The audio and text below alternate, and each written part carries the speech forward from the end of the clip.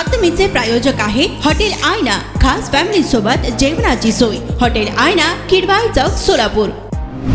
दौरे वाढले नाही, मी पूर्वीही दौरे करत होतो अशी भूमिका छगन भुजबळ यांनी व्यक्त केली आहे। जे ओबीसी मेळाव्याला विरोध करत असतील व ओबीसी विरोधी मेळाव्यांना जे जास्त सपोर्ट करत असतील त्यांचं राजकीय नुकसान ओबीसी करू शकतात। तसेच राजकारणांची मंत्रिपदाची मला पर्वा नाही, जे करत असतील त्यांना करू दे, प्रयत्न केले तर मार्ग मिळेल। याचा अर्थ असा नाही की तुम्ही लोकांचे घरे पेटवाल, असे वक्तव्य प्रसिद्धी माध्यमाशी बोलताना आज छगन भुजबळ यांनी व्यक्त केलं आहे। काय म्हणाले छगन भुजबळ पहा। त्यांना मला पुढे सांगायचं की त्यांनी सुद्धा त्यांच्या राजकीय भविष्याचा विचार करायला पाहिजे। मग ती एखादी व्यक्ती असेल, एखादा पुढारी असेल किंवा पक्ष असेल, ओबीसी, दलित, आदिवासी, अल्पसंख्याक या सगळे जे आहेत वाट बघताय की तुम्ही काय निर्णय घेताय आणि कुठल्या रस्त्याने जाताय, कुणावर अन्याय करताय, याची संपूर्ण अभ्यास जी आहे ती सगळी मंडळी करताय आणि ती 80% आहे। त्यामुळे ज्यांना पक्ष चालवायचे त्यांनी सुद्धा याचा नीट विचार करा। 20 तारखेला जरंगे मुंबईला जाणार, त्याच्या संदर्भातली तयारी जी आहे तर ती सांगतायत की 3 कोटी लोक मुंबईत येणार, कसं बघताय? आता मला सांगा, 54% ओबीसी, 20% दलित आदिवासी, 74%, 3% ब्राह्मण तर नक्की, 74%, 77%, मग जैन आहेत, शीख आहेत, अमुक आहेत, तमुक आहे, किती टक्के झाले? 80%. राहिले किती? 20%. आता जर 12 कोटी जर लोकसंख्या असेल तर 20% म्हणजे किती झाले? 2.5 कोटी. त्याच्यामध्ये अर्धे कुणबी आहेत की नाही, ते पण होते, म्हणजे किती झाले? आणि सगळे 1.25 कोटी लोक जे आहेत आपलं संपूर्ण काम धंदा रोजी रोटी करून मुंबईत येणार आहे, त्यांचं म्हणणं आहे त्याचं बघू 3 कोटी येत आहेत का 3 लाख येत आहेत समजेल। काळापासून प्रयत्न सुरू होते ते व्ही.पी. सिंग साहेबांपर्यंत, त्याच्यानंतर सुद्धा ते सुप्रीम कोर्टाला गेले। एवढे जे 45, 40, 50 वर्ष जे आहेत आम्हाला आणि अजूनही लढावं लागतं, सहजासहजी नाही मिळालं। त्यामुळे तर ठीक आहे, त्याचा तुम्ही काही 5-7 वर्ष 10 वर्षामध्ये ज्या प्रयत्न करतात प्रयत्न करत राहिले पाहिजे, कुठेतरी मार्ग निघेल।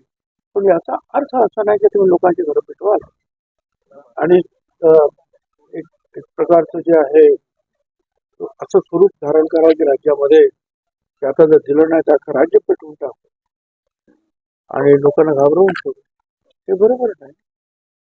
त्याच्यामुळे जे आहे की या राज्यामध्ये इतर समाजाचे लोक सुद्धा मोठ्या प्रमाणावर आहेत। मराठा समाजातील लोकांना सुद्धा हे मान्य नाही आहे। मराठा समाजाचे लोक सुद्धा म्हणतात की आम्हाला वेगळं आरक्षण द्या। मराठा समाजाचे सगळे लोक म्हणत नाही की आम्हाला ओबीसी मध्येच आरक्षण द्या, परंतु ज्यांचा अभ्यास नाही असे काही नेते निर्माण झालेले आहेत, ज्यांना आरक्षण कशासाठी आहे हे कळत नाही, ज्यांना असं वाटतं की आरक्षण हा गरिबी हटवण्याचा कार्यक्रम, ज्यांना असं वाटतं की उद्या आरक्षण मिळालं तर 100% आपल्या मुलांना ज्या नोकऱ्या फटाफट लागल्याच आहेत, असं नाही आहे। ते ज्यांना समजत नाही ते अशा विषयावर जे आहे रान पेटवतात।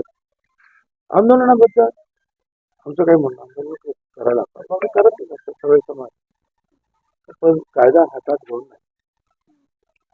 त्यासाठी त्यांचं म्हणणं आहे की आम्हाला पाहिजे, आमचं म्हणणं आहे की आमचं शाबूत ठेवा, आमचं मागणं दुसरं काय, आम्ही फक्त आमचं शाबूत ठेवा एवढं सांगतो। उनको पूछना चाहिए, मैं तो आऊंगा, मैं तो आया।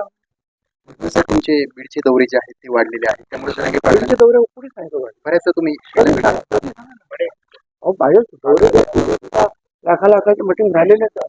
आता बीडचा जो अलीकडच्या ह्या 6-8 महिन्यामध्ये दुसराच दौरा आहे। पहिला जो आहे तो फक्त जे जाळपोळ केली, त्यांची घरं पाहिली, हॉटेल पाहिलं आणि आता परत जातोय तिथे सगळे। जरांगे पाटील म्हणतात की तुम्ही वारंवार बीडला जाताय, खास करून म्हणजे त्याला त्याचा अभ्यास कमी आहे।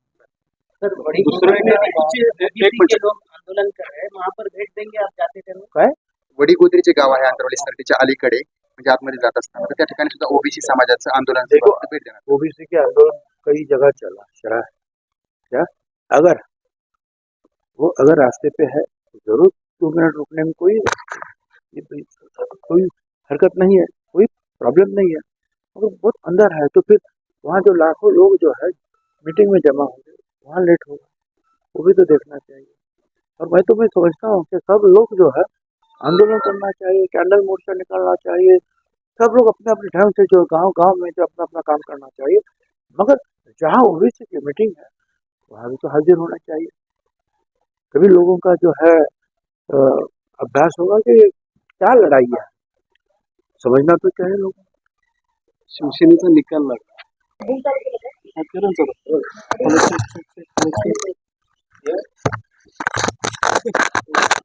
सर, आज बीडमध्ये एल्गार मेळावा आहे, तिकडे सुद्धा मोठी गर्दी होण्याचा अंदाज व्यक्त केला जातोय. काय भूमिका आहे, काय भूमिका मांडणार आहात? मला तुम्ही सांगा की आता मेळाव्यामध्ये मी जी काही भूमिका मांडणार आहे ती आता तुमच्या समोर मांडली तर मग मेळावा घेऊन काय फायदा? त्याच्यामुळे तुम्ही मेळाव्याला या ना, तिथे भूमिका करणार काय आहे ते. मेळाव्याला आल्याशिवाय आम्हाला पर्यायच नाही. हा, मग तिथे सांगा. मग इथे सांगितलं तर मेळावा फेल होईल. बीडच्या मेळाव्याचे काय वेगळेपण असणार? असं आहे की बीड मध्ये जे आहे जी जाळपोळ झाली, अनेकांचे जे आहे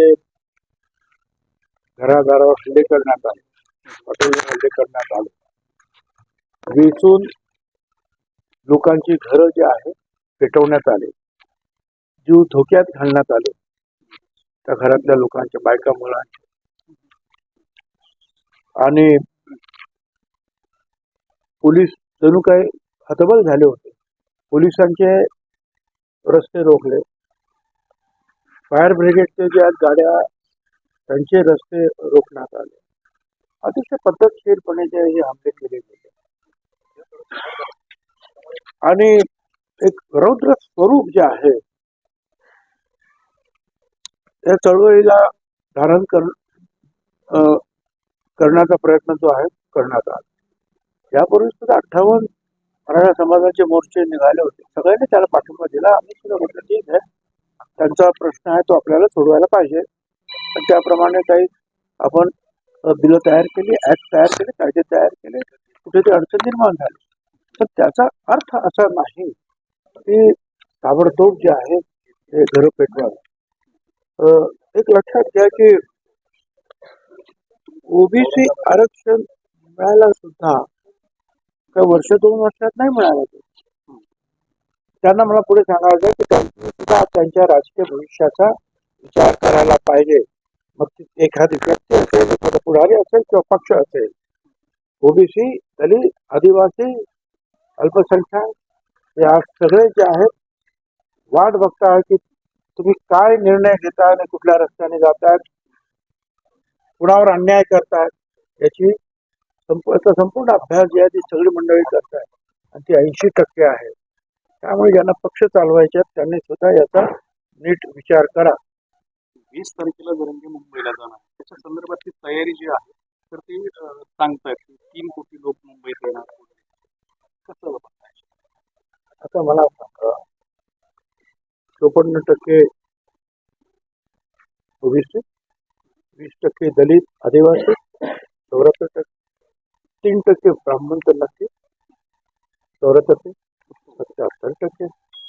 मग जैन आहेत, शीख आहेत, अमुक आहेत, तमुक आहेत, किती टक्के झाले? 80%. राहिले किती? 20%. आता जर 12 कोटी जर लोकसंख्या असेल तर 20% म्हणजे किती झाले? 2.5 कोटी. त्याच्यामध्ये अर्धे कुणबी आहेत की नाही, ते पण होते, म्हणजे किती झाले? आणि सगळे 1.25 कोटी लोक जे आहेत आपलं संपूर्ण काम धंदा रोजी रोटी पूर्ण मुंबईत येणार आहे. त्यांचं म्हणणं आहे त्याचं बघू, 3 कोटी येत आहेत का 3 लाख येत आहेत समजेल. सोलापूरच्या हॉटेल क्षेत्रात नावाजलेलं एकमेव नाव हॉटेल आईना. चिकन बिर्याणी, चिकन अंगारा, चिकन हंडी, आईना special chicken tandoori, chicken 65, chicken Hyderabadi यांसारखे चिकनचे भरपूर डिश उपलब्ध. एक बार खाओगे तो बार बार आओगे. फॅमिलीसाठी खास चिकन बिर्याणी पॅक मिळेल. पार्सलची सुविधा, खास फॅमिली सोबत बसून जेवणाची सोय फक्त हॉटेल आईना मध्ये. सोलापूर शहराच्या मध्यवर्ती ठिकाणी असलेलं प्रसिद्ध हॉटेल आईना टेस्टसाठी एकदा अवश्य भेट द्या. आमचा पत्ता किडवाई चौक सोलापूर. ऑर्डर व बुकिंगसाठी संपर्क मुस्ताक शेख 9975 46 67 20 आणि 7972 05 50 22.